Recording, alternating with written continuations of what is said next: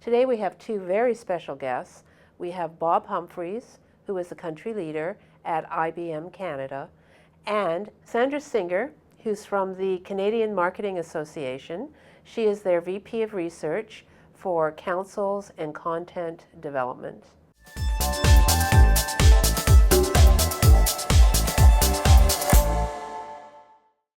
Why did the CMA choose this study focusing on the CIO-CMO collaboration?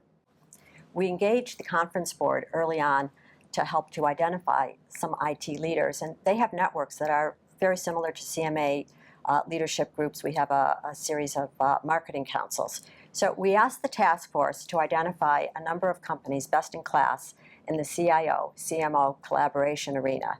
Well, we're really focused on shaping the future of marketing in Canada.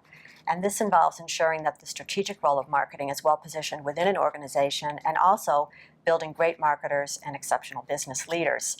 So with the digital shift well underway, we thought that this was just a natural time to have the conversation about CMO-CIO collaboration.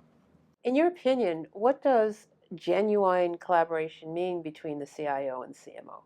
At its most pedestrian level, it means that there needs to be a shared agenda, shared investment priorities, shared resourcing, and some form of success measures that are able to satisfy both IT and marketing, and most importantly, the CMO. Now, having said that, there is a very big delta between the mindsets of many CMOs and CIOs of what they currently think today versus what they need to think about in order for this collaboration to work. I'm getting specifically at the legacy between CMOs in particular. They have been spending decades and decades looking at trying to help position brands in the marketplace, help shape belief of what people think of their brands.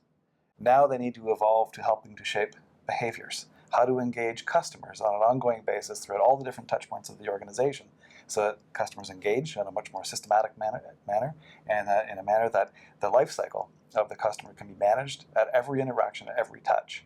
That requires a huge underpinning with IT, and what CIOs have been spending the last number of decades on is primarily on cost reduction, cost takeout, trying to automate things, trying to make sure that the business can optimize its infrastructure spend so that the business can work as low as cost as possible. But now it needs to work with the CMO from a data perspective, from a customer engagement perspective, across all these different touch points, which is a very different perspective from an ideology standpoint to how many CMOs and CIOs work today.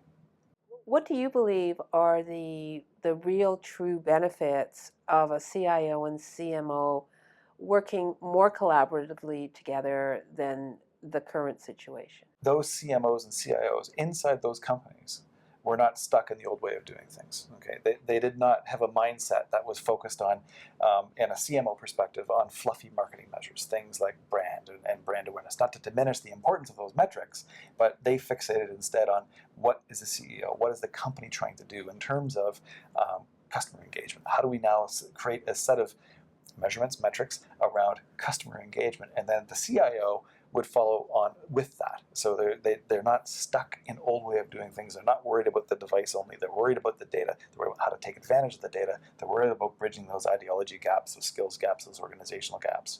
And that's what they've worked on in order to be successful. And I think there is a lesson to be learned here for how other organizations can then take that and say, okay, well, how do we start that ourselves? What do you believe are the implications for Canadian companies that the study is presenting? I think it's just a matter of getting the right talent to fill these digital roles. I mean, there's a lot of young people coming into the field, and they may not actually have the strategic acumen. And so it's a struggle. It takes years to get to the point where you just, you're going to know what to do and how to work with other people within the organization. So for me, I'd say that's pretty top of mind. If the CEO is looking for a